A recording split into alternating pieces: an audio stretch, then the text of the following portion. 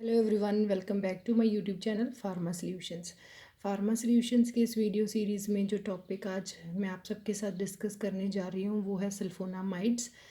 Sulphonamides में से मैंने इम्पॉर्टेंट टॉपिक्स निकाले हैं जो फार्मासिस्ट एग्ज़ाम के लिए जीपैट के लिए इम्पॉर्टेंट हैं, जो क्वेश्चंस आ सकते हैं। जो सल्फोनामाइड्स हैं ये कैटेगरी है एंटीबायोटिक्स की। सल्फोनामाइड्स होते क्या हैं? ये बेसिकली डेरिवेटिव्स होते हैं सल्फालिनामाइड।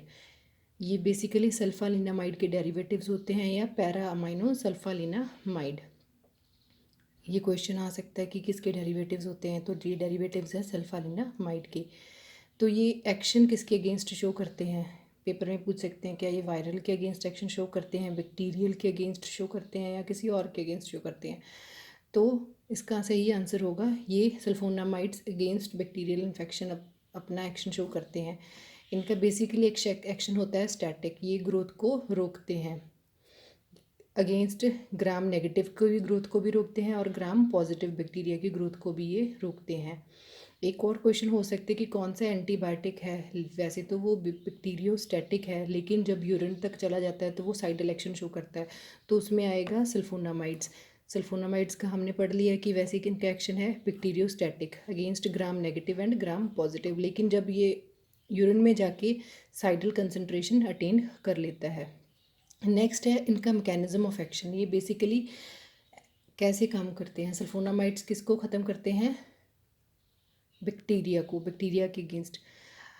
अब जो सल्फोनामाइड्स हैं इनका मैकेनिज्म ऑफ एक्शन में आया है कि सल्फोनामाइड्स किसकी स्ट्रक्चर सिमिलरिटी किसके साथ है? ये भी पूछ सकते हैं। पाबा के साथ है। Sulphonamides are structurally similar to PABA. PABA is para amino benzoic acid और सल्फोनामाइड क्या है? Para amino sulphonamide. तो इनकी ये स्ट्रक्चरल सिमिलरिटी है। अब स्ट्रक्चरल सिमिलरिटी के कारण ही ये बैक्टीरिया की ग्रोथ को इनहिबिट करते हैं, रोकते हैं। अब जो बैक्टीरिया होता है, जो मतलब जिसकी ग्रोथ को हमें ख़त्म करना है, जो बैक्टीरियल इन्फेक्शन हुई है, वो उसके कैसे काम करते हैं? ये उनकी फोलेट की सिंथेसिस को रोकते हैं, फॉलिक एसिड की सिंथेसिस को रोकते हैं। जो सल्फोनामाइड्स होते हैं कैसे होते हैं? क्योंकि ये पैरामाइनो सल्फोनिनामाइड ये सिमिलर होते हैं पैरामाइनो बेंजोइक। जो बैक्टीरिया है वो फोलिक एसिड बनाता है। ये क्या करते हैं? जब बैक्टीरिया फोलिक एसिड बना रहा होता है तो जो सल्फोनामाइड्स हैं वो पाबा की जगह पे खुद वहाँ पे जाके अटैच कर जाते हैं। यूनियन को मतलब कॉम्पिटिटिवली इनहिबिट करते हैं। पाबा की जगह पे वो खुद अटैच हो जाते हैं। जो अब पाबा के साथ पटेरिडीन के साथ इनकी कॉम्बिनेशन होने के बाद ये डाई हाइड्रोपटेरिक एसिड बनना था या इसके बाद डाई हाइड्रोफोलिक एसिड बनना था, तो वो नहीं बनेगा।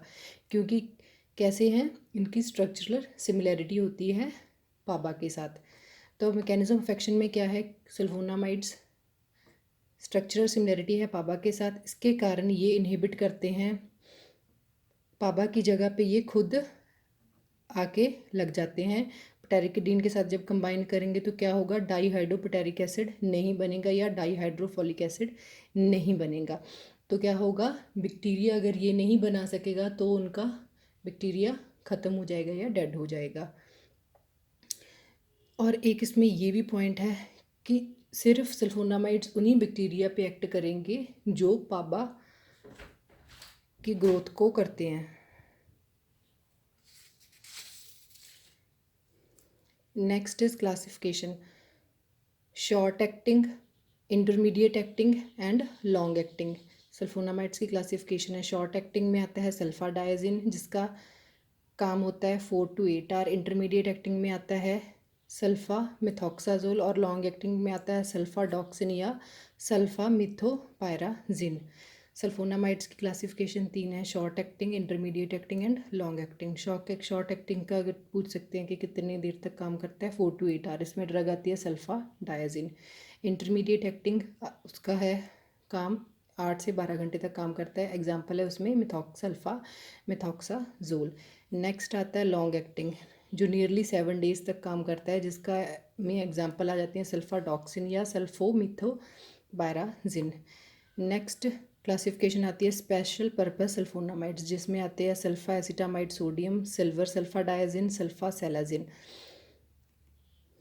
और ये जो सल्फा सेलाजिन है इस पे भी कई बार क्वेश्चन पूछ सकते हैं कि सल्फासेलाजिन की क्या यूज़ है। ये रूमेटॉइड अर्थराइटिस में यूज़ किया जाता है और अल्सरेटिव कोलाइटिस में भी यूज़ किया जाता है। सल्फासेलाजिन सल्फोनामाइड की क्लासिफिकेशन में आता है, स्पेशल एक्टिंग ग्रुप है। ये यूज़ करते हैं हम रूमेटॉइड अर्थराइटिस में और अल्सरेटिव कोलाइटिस में। काफ़ी सारी डिजीज़ कर देंगे कि क्या इसमें यूज़ करते हैं, इसमें यूज़ करते हैं, तो आपको सही आंसर चूज़ करना है। रूमेटॉइड अर्थराइटिस में यूज़ करते हैं और अल्सरेटिव कोलाइटिस में यूज़ करते हैं। नेक्स्ट जो काफ़ी बार पूछा गया है, इनके साइड इफ़ेक्ट्स, एडवर्स इफ़ेक्ट्स क्या होते हैं। जो मेन इसका एडवर्स इफ़ेक्ट है सल्फोनामाइड्स का, वो है crystalluria, means presence of crystals in the urine. और भी इसके साइड इफ़ेक्ट्स हैं लेकिन जो काफ़ी मतलब नहीं पूछे जा सकते, जैसे नोज़िया, वॉमिटिंग या एपिगैस्ट्रिक पेन। ये मेन साइड इफ़ेक्ट, ये सबसे काफ़ी बार पूछा गया है क्रिस्टेलोयूरिया। ये किसका साइड इफ़ेक्ट है, सल्फोनामाइड्स का, काफ़ी बार पूछा है ये। इसके बाद है Steven John syndrome, rash, urticaria और ड्रग फीवर, ये भी हैं। सबसे ज़्यादा ये पूछा गया है कि क्रिस्टेलोयूरिया कौन सी एंटीबायोटिक का साइड इफ़ेक्ट है। काफ़ी ज़्यादा एंटीबायोटिक लिख देंगे, जैसे पेंसिलिन हैं, सेफेलोस्पोरिन हैं, सल्फोनामाइड्स है, तो आपको उसका आंसर सही चूज़ करना है। सल्फोनामाइड्स का जो साइड इफ़ेक्ट है दैट इज़ क्रिस्टेलोयूरिया। और स्टीवन जॉन सिंड्रोम, ये भी क्रिस्टेलो मतलब ये भी सल्फोनामाइड्स का साइड इफ़ेक्ट है।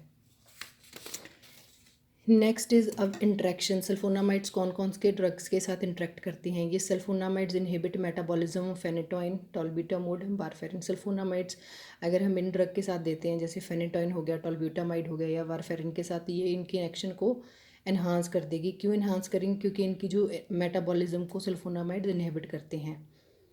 नेक्स्ट यूजेस में क्या आता है, इसकी यूज़ में टॉपिकल सिल्वर सल्फाडाइजिन और mafenide are used for preventing infections on burn surface.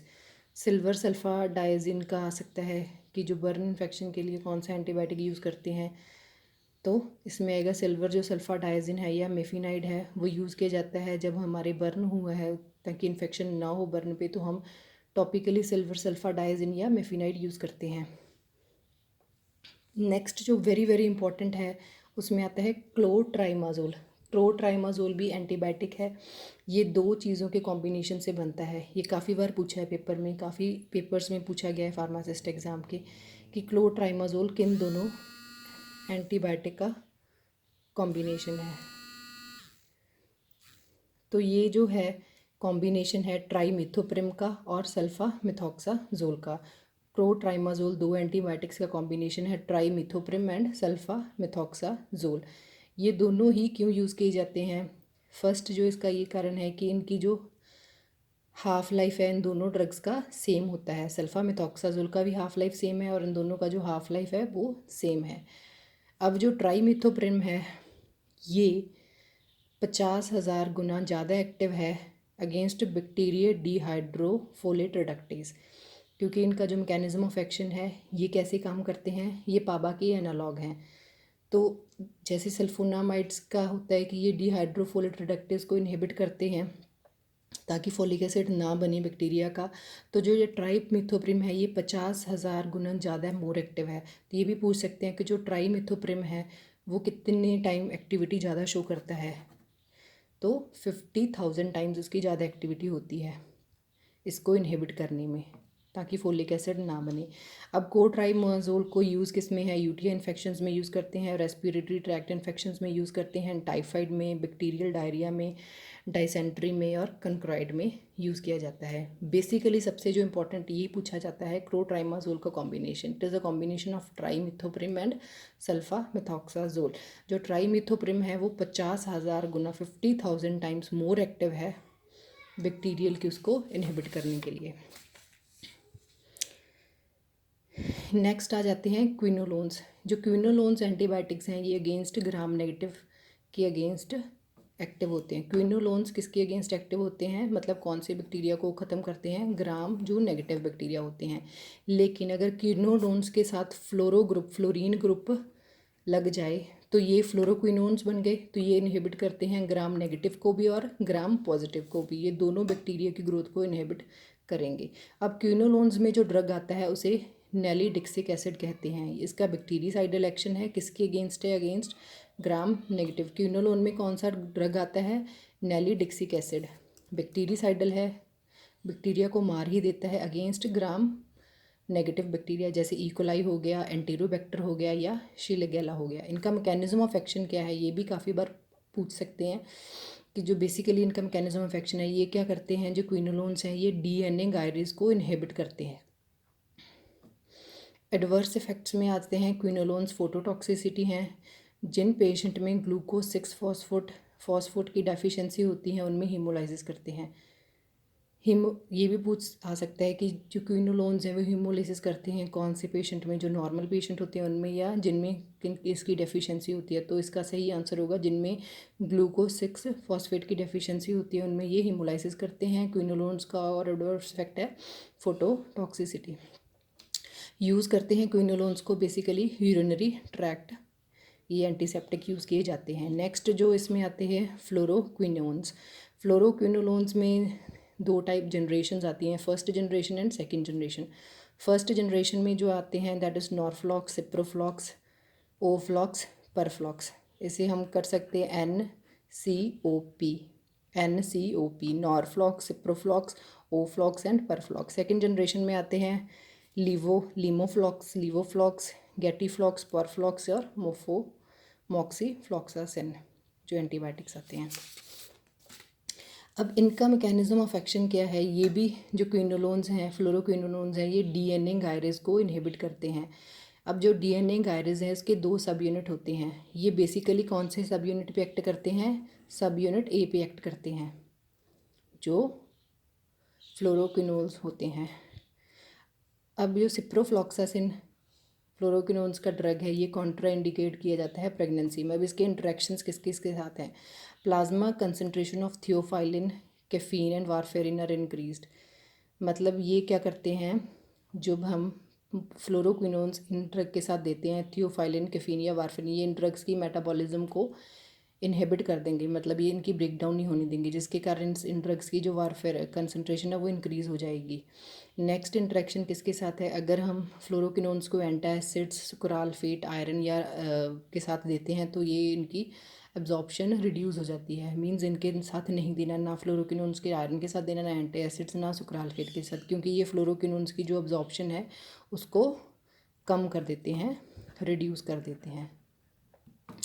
तो आई होप कि आपको ये मेरा छोटा सा टॉपिक जिसमें मैंने इंपॉर्टेंट पॉइंट्स निकाले हैं आपको अच्छा लगा होगा। और आपको ये मेरा वीडियो अच्छा लगा है तो प्लीज़ मेरी इस वीडियो को लाइक करें, इसे शेयर करें अपने फार्मेसी फ्रेंड्स के साथ और प्लीज़ मेरे चैनल को सब्सक्राइब करें। Thank you for watching my video.